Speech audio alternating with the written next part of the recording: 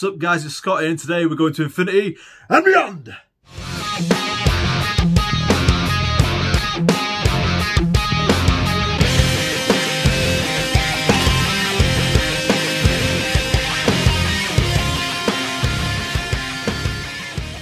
So recently, in between commissions and in between some work I've been doing for my friends and for Instagram and 3D printing terrain and kill team games and all this sort of stuff, I've kind of been wanting to experiment a little bit more and push my boundaries a little bit more as a painter and an artist. And the way that I kind of found to do that was to paint something out of my comfort zone. So instead of painting the standard Marines and the stuff that I normally paint, the Age of Sigmar and all the work I've got in the background there that I need to get through, I kind of wanted to do something a little bit different. For me, this came across as an opportunity to paint something that I've not really seen done before.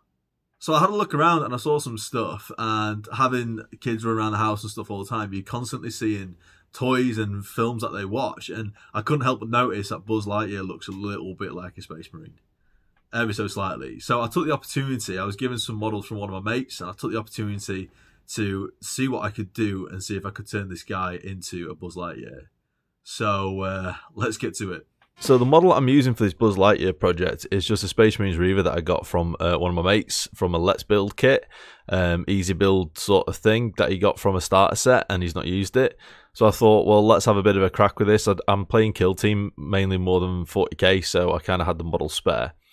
So I had an idea in my head of what I wanted to do with it and how I wanted this to come across. And the first thing for me to do was start to lay down a bit of paint, mainly to get rid of that blue colour and to start putting down some highlights. So because this Marine was basically going to be white, I started with a Ulthuan Grey undercoat.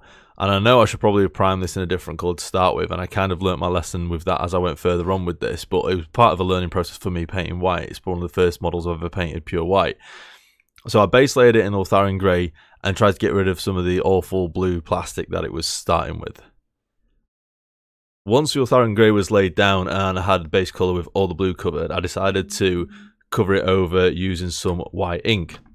Now, white ink works perfectly for zenithal highlights, but in this application, kind of going over the top of it and then ultimately using it as a colour to then paint on top of, it didn't work very well. I think it's down to the nature of the ink. Maybe if I added a matte varnish over the top of it, it would have grabbed the another colour on top of it easier, but I had a few problems with this just a bit later on.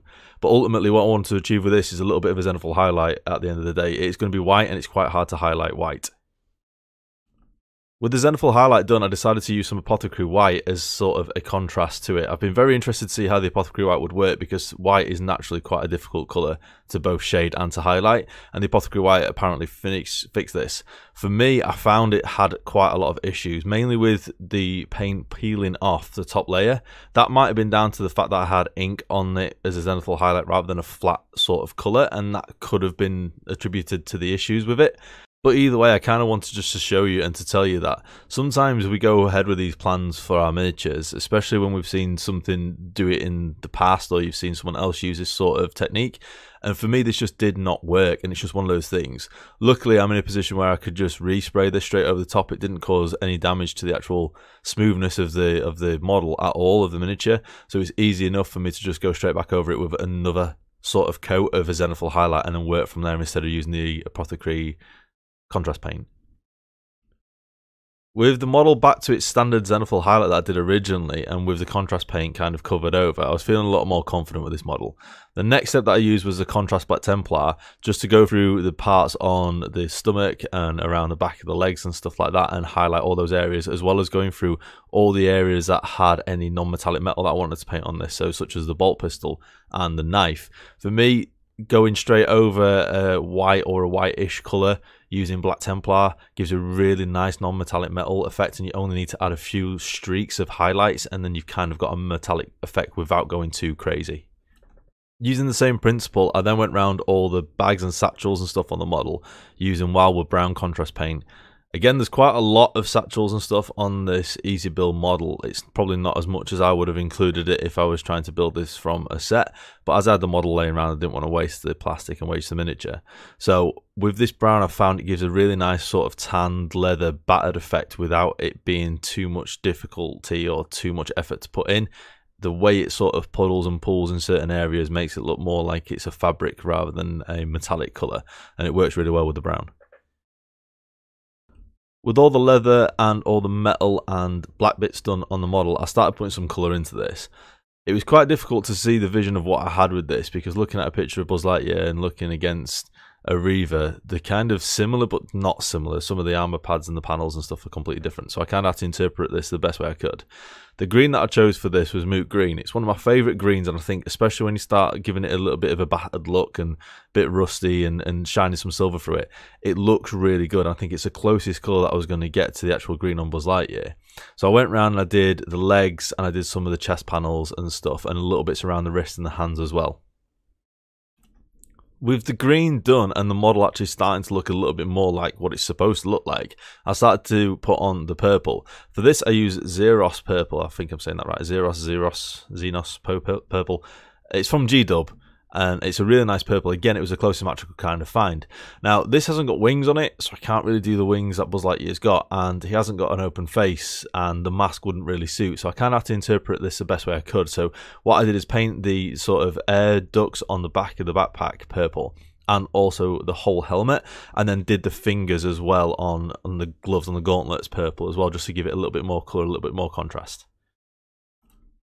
As a really simple and easy way to give a little bit of shade, a little bit of shadow over the green parts, I decided to use some Baletan Green wash.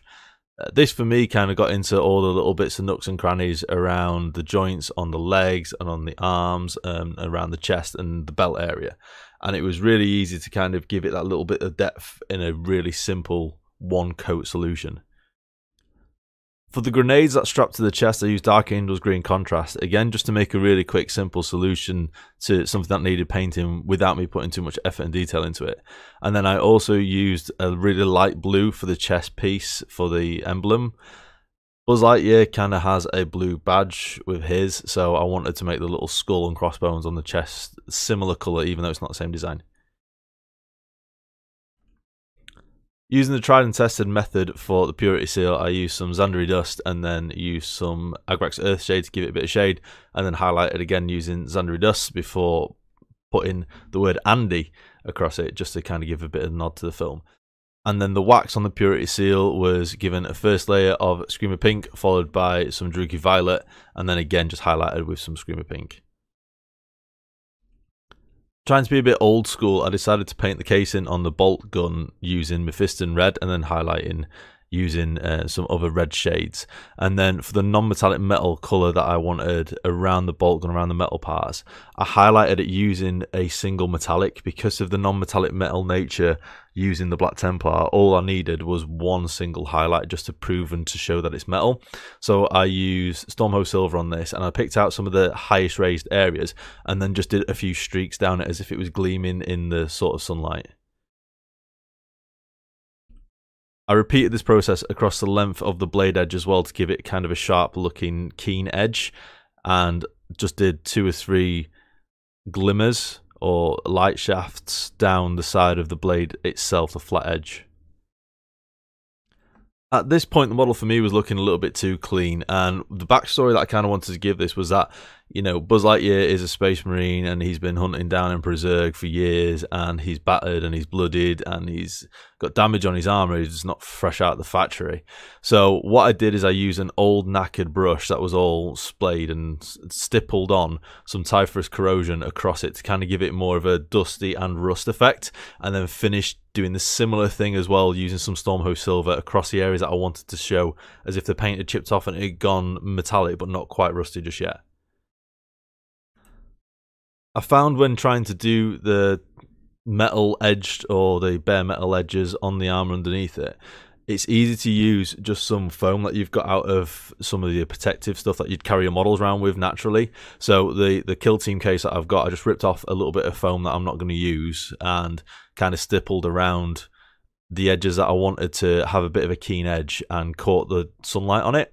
For me, the backpack was an obvious part of it, and the top of the helmet and the knees and the front of the shoes as well. Anywhere that naturally would probably get scuffed during sort of a fight or during the lifetime of this model. With the last bit of the weathering done, the model just needed a base. Now, luckily enough, I have a 3D printer, so I kind of designed and printed a base that I kind of thought would fit in with the rustic sort of nature of this model. So the base was printed, it took about maybe 25-30 minutes, if that. It came out quite well. If you want to see how I decorated the base, you can check out a video in the next few days and you'll be able to see that. It should be uploaded on my channel soon. With the base in place for the model, I could finally call this model done.